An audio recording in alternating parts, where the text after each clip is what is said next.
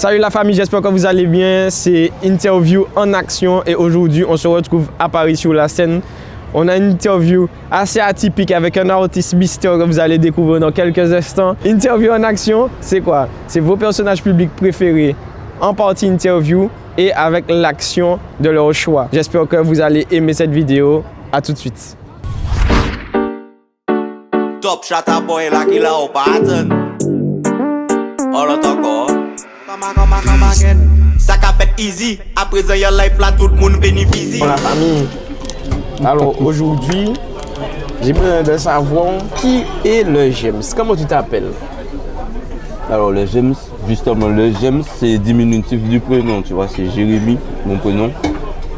Et James c'est un surnom qu'on m'a donné depuis petit, tu vois. Donc j'ai gardé ça pour le nom d'artiste, par principe.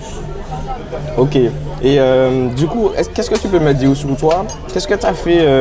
Raconte-moi un peu ton parcours scolaire depuis que tu es petit. Ok, parcours scolaire. On va aller vite. Hein. Maternelle, primaire, j'ai été à Châteauboeuf. Collège, j'ai fait collège à Dillon. Et le lycée, j'ai terminé à technique, au lycée technique, voilà.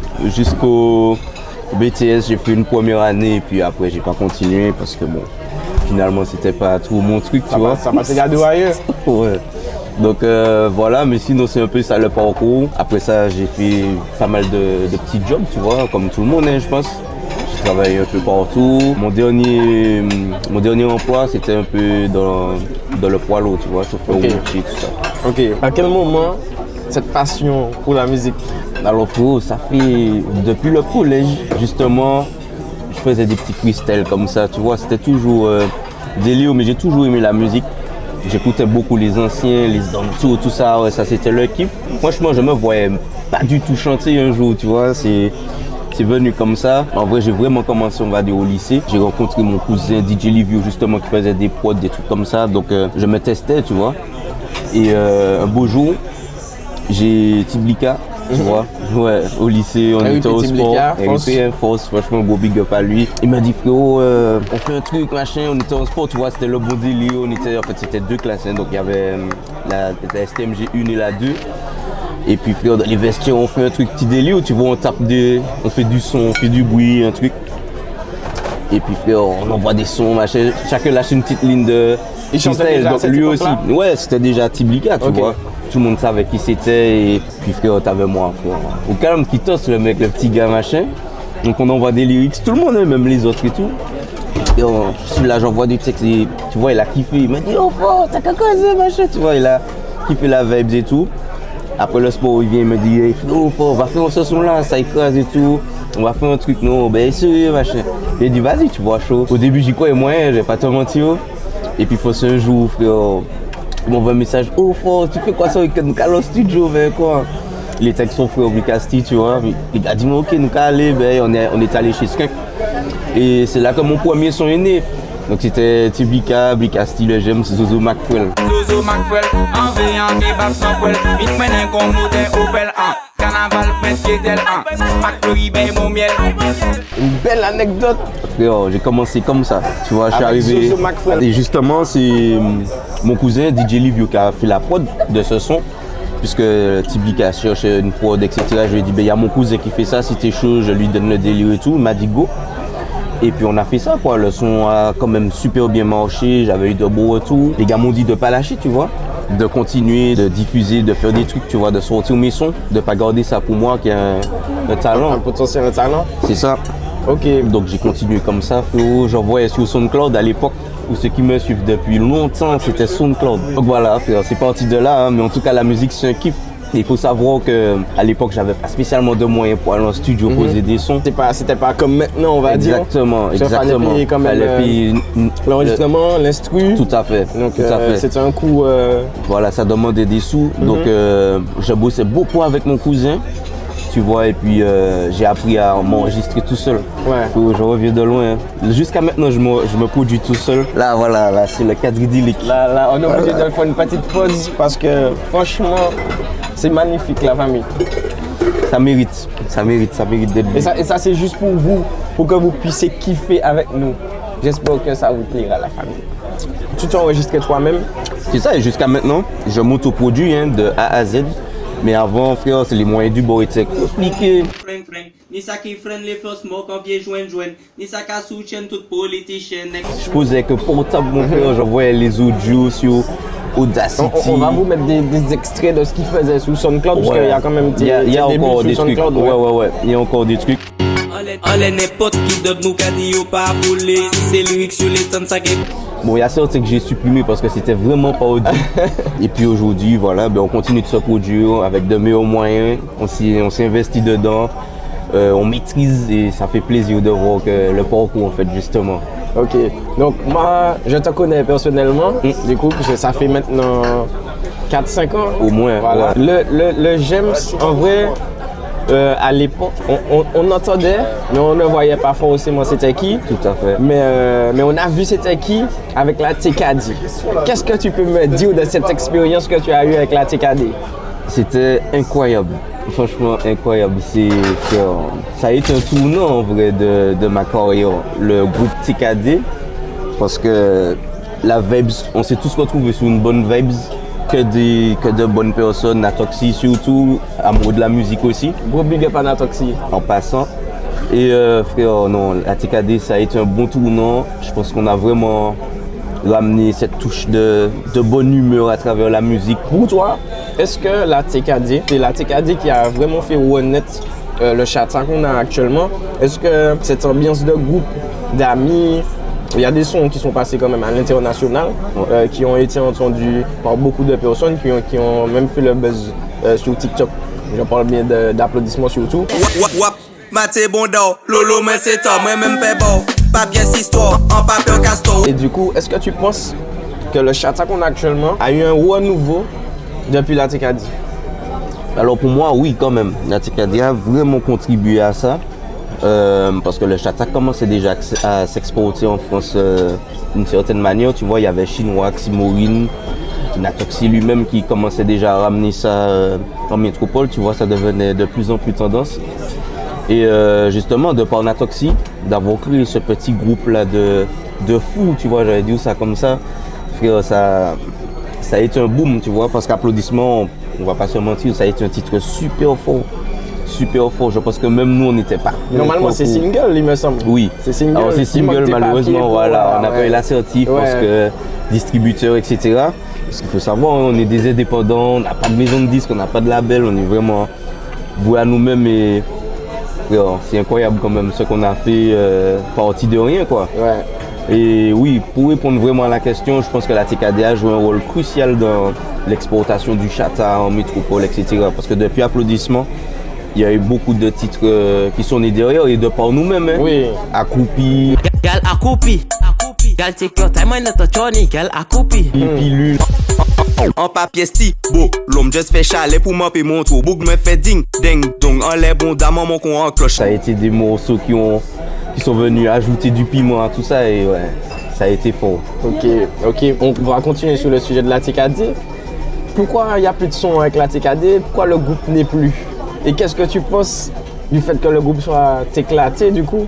Ouais, alors pour moi le groupe n'est pas éclaté, tu vois. C'est juste que je pense que on s'est un peu dispersé, tu vois. Après il y a eu les aléas de la vie. Tu vois, on a Natoxy qui a eu son fils, etc. Et pas lui seulement, tu vois. Même moi je suis devenu papa. Et d'autres membres aussi, hein, tu vois. Bon, je ne vais pas citer tout le monde, mais voilà. En majeure partie, quand même, on a eu des membres, etc. Je pense que ça a joué un peu. De toute façon, Natoxy nous l'avait dit, hein, qu'il prenait un peu de temps pour sa vie de famille. C'est quelque chose que je respecte. Et après, il faut savoir que la musique, ça va vite. Donc, pendant ce laps de temps, on a eu des va-et-vient d'artistes, d'autres personnes qui ont rapporté leur pierre à l'édifice. Et puis bon, voilà quoi. Après, pour moi, le groupe n'est pas mort. Franchement, le groupe n'est pas mort. Il suffit qu'on se retrouve dans cette grosse cohésion-là à nouveau et puis ça pète à nouveau. Hein. Alors, ça agit quoi? On a des hits de prévus pour 2026. La TKD va revenir. Sincèrement, je pense que Natoxy doit pouvoir faire au moins 2 albums dans son ordinateur avec la TKD parce qu'on a fait des sons qui sont jamais sortis. Et je pense qu'il y a des hits, hein, au moins 1 ou 2 dedans, ça c'est sûr. Mais franchement, la TKD, pour moi, c'est pas mort. C'est juste une question de bonne volonté et puis de cursus, quoi.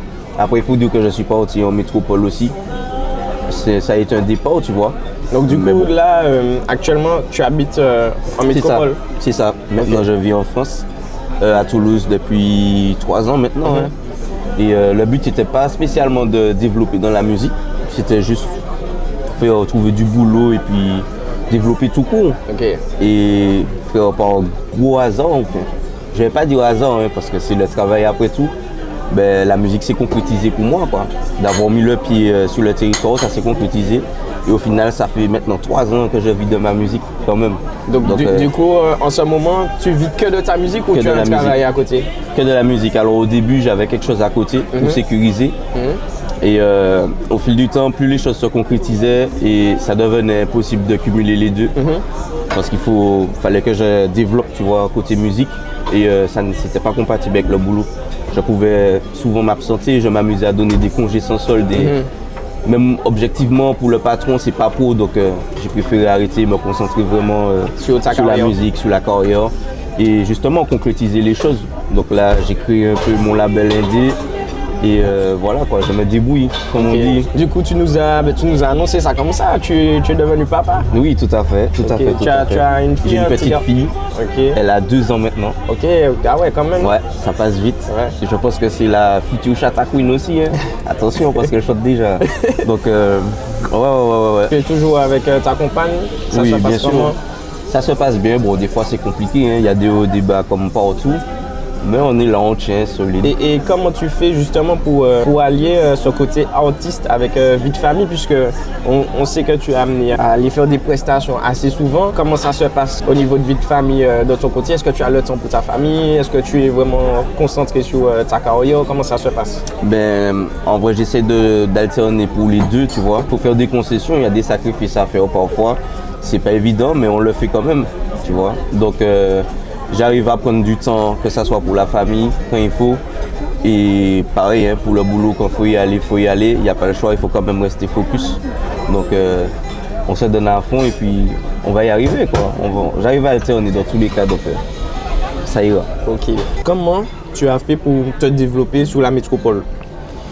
Alors, frérot, en toute honnêteté, déjà la TKD, ça a beaucoup joué. Tu vois, ça revient. De toute façon, ça a été... comme j'ai dit, un tournant de la carrière. Et du fait d'avoir été déjà remarqué par la TKD, ça m'amenait quelque chose. Et puis le célèbre Oupani éliminé. Donc, Oupani l'argent, Oupani pièce femme, Oupani filon, Oupani pièce plan, Oupani talent, Oupani pièce gomme, Oupani client, pas sous trop couillon. Oupani est né juste après toute cette vague de hits. Et comme tu disais, beaucoup de gens ne savaient pas qui était le James. Certains connaissaient la voix, entendaient. Parce qu'on se compare quand même beaucoup avec Tiblika. Justement, ça revient très souvent. La voix est presque similaire. pareille. On va vous faire écouter les deux et vous allez nous dire dans les commentaires. Aga beng beng moun ka fè sa fèy. Tan la papet ou vin ret pou li pay. Ou pe fè kompani ret pou sa fèy. Pa pou fri maga seul everyday. Well but my no time to play. Ni sa ka souri ouais frère yo ouais misère Ni sa ka agi kon défect des menteur Ni sa ka push up en la rue mon chien fait Ni sa ka prend pli sale marabout mal fait C'est ça très souvent comparé. C'est depuis Oupani justement que j'ai voulu concrétiser un peu l'identité artistique. Que j'ai réalisé un clip au Carnaval de Bordeaux avec la Mike Cartel. D'ailleurs, big up à eux, hein. Ça a été incroyable. Big up Mike Cartel, j'espère que les prochains sponsors, c'est vous. Et voilà quoi. Donc Oupani est né et puis depuis les organes ont senti le truc. Et ils ont voulu me donner des shows, des trucs. Ils m'ont donné ma chance quoi. Et je l'ai concrétisé en vrai. Du coup, en ce moment, tu m'as dit que tu vis pleinement de ta musique.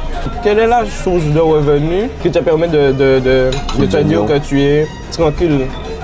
Est-ce que ce sont les, comment on appelle des revenus avec les plateformes? Les royalties. Les royalties, ouais. Est-ce que c'était chaud? Comment ça se passe niveau finance? Au début, c'était beaucoup les showcases. C'était beaucoup ça. Après, comme je t'ai dit, hein, pendant une période, j'alternais avec le boulot. Donc, je pouvais pas vraiment dire que je vivais de la musique, mais ça m'aidait à subvenir aux besoins, tu vois, du quotidien. Et là aujourd'hui, pour pleinement vivre de ma musique, mes royalties. C'est les royalties. Ouais, en fait, je pense que je peux faire un mois complet où j'arrive à vivre, tu vois, sur mes royalties, même sans 4 choquer. chiffres, 5 chiffres. Ouais, on est à 4 toujours. 4 toujours. Ouais, on vise le 5. On vise le 5. J'espère un jour, mais on est toujours à 4. Mais c'est quand même raisonnable, Oui, tu vois. c'est raisonnable. Voilà, En et- plus, et après, tu as des prestages, je suppose. Tout à fait, des fois, ça Qui vient en viennent compenser, complément. ouais. Donc voilà. Mais il faut pas croire que les artistes sont riches. Hein. Ça dépend aussi du succès des morceaux, justement. Donc c'est pour ça que moi, j'avais voulu le dire et j'avais parlé au nom de tous les artistes. Il faut streamer vos artistes. Même si vous les aimez beaucoup, etc., donnez la force, streamer, parce que c'est ça qui permet justement d'alimenter quelque chose et qui donne la force de continuer, quoi. Mais pour répondre à la question, aujourd'hui, c'est plutôt royalties. Royalties. Ouais. Ok. Justement, hein, en tant qu'indépendant, et ça c'est encore un fait musicalement parlant, j'ai pas de commission, ça veut dire que je prends tout pour moi, de la même manière que je fais tout seul ou avec les beatmakers qui produisent les instruments, tu vois, comme Mikado, Livio, Natoxi et les autres. Big up à Mikado, big up à Natoxi et à Livio. Voilà, tout à fait. On se partage les revenus, mais on a vraiment 100% et puis voilà quoi. Après, comme on dit des fois, pour accélérer, il faudra peut-être tôt ou tard passer par une maison de disques peut-être. Oui, pourquoi pas ouvrir votre propre maison? Ça, c'est faisable. Techniquement, c'est faisable. Hein. Et c'était même un projet que j'avais en tête, hein, de réunion, si on se réunissait tous en tant que quantité, tu vois. Parce qu'on a une puissance quand même de fois. Je pense que ça peut être quelque chose de bien, mais à concrétiser parce que tout le monde a aussi son besoin de, tu vois. Et c'est pas évident. Si celui-là a plus d'audience que celui-là, il voudra peut-être pas, tu vois. Ça se discute. Ok. Bon, on fait une petite pause sur Ouais. l'interview. La famille, je mets un 6 sur 10, on va dire, Pour le moment. Pour le moment. Mais au niveau de la cohésion, c'est un 10 sur 10. Ouais, c'est très agréable. C'est chill. La musique est pas désagréable. Le cadre est bien, les serveurs sont super accueillants, le sourire, ce qu'on aime. Excellent. Excellent. On est sorti pour un bon un petit peu. Un bol d'air frais. Ouais, mais il frette pour de vrai. Ah ouais. Donc on a cette partie-ci aussi sur la péniche, la vue magnifique. Jérémy, du coup, parce que là on n'est pas avec le chef, on est avec Jérémy. Ouais. Est-ce que tu peux m'expliquer rapidement comment ça fonctionne les royalties? Alors pour faire simple, hein, quand un artiste diffuse sa musique, passe par un distributeur agréé, ça se retrouve sur des plateformes de streaming, donc Spotify, Apple Music, Deezer, Tidal et j'en passe, il y en a plein, même YouTube Music par exemple. Et en fait, dès lors que le morceau ou les morceaux génèrent des écoutes, donc ce qu'on appelle des streams sur la plateforme, donc ça dépend, peu importe la plateforme, l'artiste perçoit ce qu'on appelle des royalties. Donc les royalties, c'est ce que la musique génère de par les plateformes, que le distributeur récolte. Donc en fonction d'où l'artiste a distribué sa musique, le distributeur récolte en général tous les 3 mois ce que le morceau ou les morceaux ont généré. Et voilà, mais ça fait un peu le portefeuille de l'artiste. Et du coup, c'est à vie que l'artiste touche ses royalties? Alors voilà, les royalties en général, ça reste à vie. Donc tant que le morceau est écouté, tant qu'il continue de vivre sur les plateformes de streaming, il continue de générer de l'argent. Il reste sur les plateformes, il traverse des décennies. Donc on a des exemples hein, comme les titres de Kassav qui datent d'il y a longtemps ou même d'autres morceaux plus anciens qui sont encore sur les plateformes qu'on peut encore écouter aujourd'hui. Donc voilà, un son ne meurt jamais, ça c'est ce que je dis tout le temps. Et tant que le son continue d'être écouté, il continue de générer des royalties et l'artiste continue de faire recevoir des sous. Donc même au-delà de sa mort, s'il a une descendance, des enfants ou peu importe, il peut léguer ses droits du coup et voilà. Comment tu as fait pour savoir tout ça? Puisque quand on est sur une petite île comme la Martinique, qu'il y a des gens qui ont peut-être essayé de te duper, non? En vrai, il y a une réalité qu'on oublie hein, aujourd'hui, mais aux Antilles, on n'avait pas accès aux plateformes de streaming avant. Un artiste indépendant, un petit Antillais ne pouvait pas spécialement distribuer sa musique sur Spotify, etc. Enfin, techniquement oui, puisque les distributeurs étaient ouverts à tous, mais on n'avait pas moyen de streamer aux Antilles, etc. Voilà, c'est ça. C'est Kalash Kalash avait un peu, voilà, il avait un peu appuyé ce sujet pour dire qu'il faut que les plateformes soient disponibles dans les Antilles et il a réussi à débloquer ça. Au big up et respect à ça.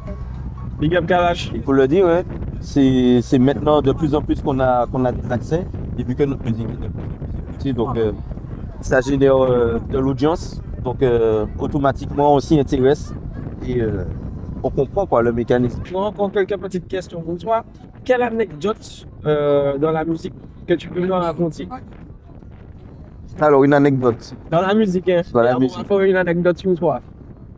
Anecdote dans la musique. Il y en a plein. Je sais pas par où commencer, mais je pense que le truc le plus chaud sur scène où il fallait que je reste pro. C'est une fois, tu vois, j'avais un show, hein, tu vois, je chantais tout. Il y a des filles qui sont montées danser sur la scène, tu vois, bonne ambiance, etc. Jusque là, tout va bien. Frère, il y a une fille, frère, je sais pas qu'est-ce qu'elle a voulu faire. Elle est tombée, frère. Mais tu sais, elle est tombée dans la foule. Et c'était chaud parce que la scène était un peu surélevée, tu vois. Je sais pas si je devais arrêter, je sais pas, j'ai eu un blanc et j'avais jamais oublié ce jour-là parce que C'était en France, c'était en France, je sais plus quelle région, c'était dans une petite région, tu vois, c'était dans un club. Mais super bonne ambiance, hein. Frère, la fille est tombée, frère. Ouais, c'est fait mal, ça fait mal. Justement, alors au début, j'étais entre plusieurs émotions, frère, j'avais envie de rire, j'avais pas compris. J'avais envie de rire. Après, frère, je me suis dit, est-ce qu'elle s'est pas fait mal, faut rester pro? Est-ce que je continue à chanter? Est-ce que j'arrête? Qu'est-ce que je fais, frère? Je sais pas, ça s'est fait tellement aléatoirement, en fait, elle s'est ramassée tellement vite que je me suis dit, ok, je continue, mais frère, j'avais envie de rire, frère. Je pense que ça, ouais, j'avais jamais oublié ça. Jérémy, qu'est-ce que tu fais dans la vie de tous les jours qu'on pense que tu ne fais pas? Parce qu'on te voit en tant qu'artiste, donc pour nous, toutes tes journées se résument à écouter des sons et puis chanter. C'est un peu ça, mais au-delà de ça, on sent pro gamer. Ah ouais. Tu as joué? Ouais, C'est bon, quoi, j'ai joué PlayStation. PlayStation? Ouais, ah ouais, moi, je me sens lourd. Et T'as un jeu en particulier? les temps, c'est Battlefield. Ah ouais, mon gars, easy ça. Mon gars, easy. Passionné d'automobile. Les gens savent pas trop ça, mais ouais, moi, c'est. Moi je sais un peu parce que tu m'avais fait voler dans la sieste. Ah ouais, moi, c'est ça. Tu vois, même ici, tu vois, je repris un bolide, frère. Et Tu roules quoi c'est toi aussi? là, je suis en 7.5 GTI, la Golf. Ouais. Ça, on voit, mais voilà, c'est un peu ça. Il y a d'autres petits trucs, mais bon. Ça reste dans l'intime. C'est ça, c'est ça. Ça, c'est obligé de te demander ça. Tu es un artiste, t'es bon, je sais que tu écris des textes rapidement. Fais-moi un truc rapide là. Un truc là. Là. Moi, ouais. Je lui donne 2 minutes. Moi, sans mode PO, mon gars, mais tout le monde savait. Je te donne 2 minutes pour montrer vraiment l'artiste. Il est 28 à 30, normalement on a un son qui sort. On a un petit couplet au moins. Bon, il a pris 5 minutes, mais on lui a accordé 5 minutes. Ouais, ok, un petit 8. Ok, Banu. Ok. À l'époque, péter les jets, coco, les échelles. Jodi jour en Paris, patron de la Tour Eiffel. Si bonne chaque zone nous en mode interview, si terrasse dessert nous, c'est tiramisu.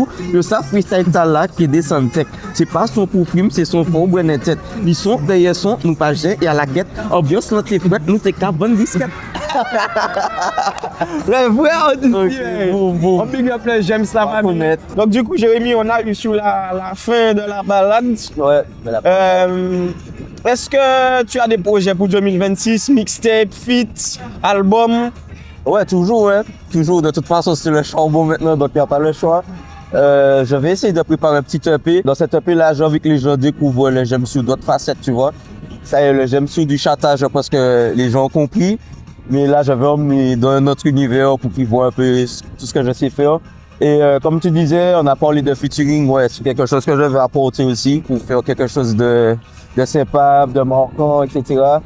J'ai l'intention de choquer les gens, c'est mon but, donc j'espère y arriver, je vais me donner à fond pour ça, et voilà, donc restez connectés. Restez branchés. Il y aura des projets, il y aura des sons, ça va envoyer, et puis comme d'hab, on travaille, on est là pour ça. Ben, on arrive sur la fin, comme je t'ai dit. Comment tu as trouvé la balade? Mais franchement, c'est génial, là on est sorti sur la fin, il fait un peu frisquet, mais c'est beau frère, c'est beau, c'est un mood, franchement. Je conseille aux gens de faire ça. Hein. Si vous venez sur Paris, quand vous cherchez une petite activité tranquille, vous pouvez venir faire ça.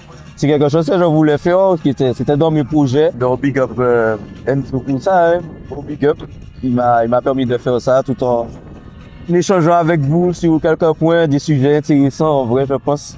Donc, voilà, hein. Gros big up. Alors la famille, mettez plein de pouces bleus si vous avez aimé la vidéo. Mettez des commentaires pour me dire quel